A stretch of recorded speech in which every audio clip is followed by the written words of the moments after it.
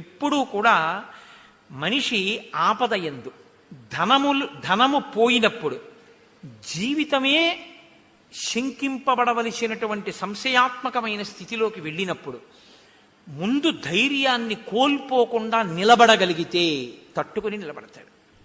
ఈ మూడు వినగానే విపరీత భయానికి లోనైతే ఒక్కొక్కసారి ప్రాణమే పోతుంది.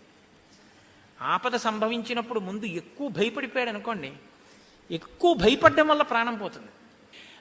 ఏదైనా పాము లాంటివి కరిచినప్పుడు అప్పుడును వాళ్ళు తొందరపడిపోయి కంగారు పడిపోకుండా చూడండి అంటారు. ఎందుకంటే రక్తం తొందరగా ప్రవహించేస్తే విషం వెళ్ళిపోతుంది. అందుకని ముందు ప్రశాంత చిత్తంతో కూర్చోమని ముందు ఎక్కడ కరిచిందో దానికి పైన గట్టిగా తాడు పెట్టి కట్టేసి అక్కడ కోసి ఆ విషంతో కూడిన రక్తం వెళ్ళిపోయేటట్టు చూడండి అంటారు. ఆపద కలిగినప్పుడు తొందరపడి భయాన్ని పెంచుకుని శోకించకూడదు. ఆ శోకం ప్రాణాన్ని పోగొట్టేస్తుంది. ధనం పోయినప్పుడు విపరీతమైన ఉద్వేగానికి లోనైపోతే ప్రాణం పోతుంది. చచ్చిపోయే ముందు నా ధనమంతా ఇంత తీసుకొచ్చాను, ఏమైపోతుందో అని భయపడ్డం వల్లే అల్లావుద్దీన్ ఖిల్జీ 4 ఖర్చుకు చచ్చిపోయాడు. కాబట్టి ధనం పోతుందని బెంగ పెట్టుకున్నా, ధనం పోయినప్పుడు బెంగ పెట్టుకున్నా చచ్చిపోతాడు.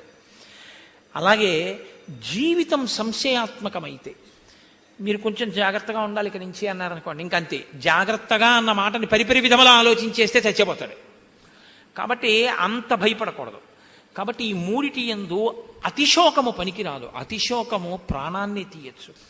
ప్రతిరోజు దీనంగా ఉండే ప్రయత్నంతో కూడిన ఆలోచన చేసేటటువంటి వాడి జీవితం బరువెక్కువైపోవడం వల్ల సముద్రంలో మునిగిపోయే నౌక లాంటిది. చాలా పెద్ద మాట. ఒక్కొక్కడు చూడండి అన్నీ ఉంటాయి, కానీ ఎందుకో ఏడుస్తుంటాడు. ఎప్పుడూ ఏడిపే. అంటే అన్నీ ఉన్నాయి కదండి అన్నారు అనుకో, నేను అమెరికా అధ్యక్షుడిని అవ్వలేను కదండి అంటాడు. దానికి ఎందుకు ఏడుపు? అంటే ఏది లేదో దానికి ఏడుస్తాడు. ఒక్కొక్కడు ఏమీ లేకపోయినా అసలు లోకంలో ఊహించలేని రీతిలో ఊహించుకుని సంతోషిస్తాడు. అదొక ఎక్స్ట్రీమ్, ఇదొక ఎక్స్ట్రీమ్. అలా రెండూ ఉంటాయి కొంతమందిలో. నాకు మిత్రుడు ఉండేవాడు. అతను నాతో అంటుండేవాడు, నేను తలుచుకుంటే ప్రధానమంత్రిని కాగలను, ప్రధానమంత్రి ఎప్పటికీ నా ఉద్యోగంలోకి రాలేడనేవాడు. నేను ఒకసారి అదేమిటయా అన్నాను. అవును, 90 ఏళ్ళు వచ్చినా ప్రధానమంత్రి అవ్వచ్చు, 26 ఏళ్ళు దాటితే కేంద్ర ప్రభుత్వ ఉద్యోగం రాదు. కాబట్టి నా ఉద్యోగంలోకి ప్రధానమంత్రి రాలేడు, ప్రధానమంత్రినే కాగలననేవాడు. నీ మనోధైర్యం, నీ గొప్పతనం, నీ ఉద్యోగం మీద నీకున్నటువంటి సంతోషం మెచ్చుకోవలసినవేనాయా, దాన్ని నేనేమీ నిరుత్సాహపరచను అన్నాను.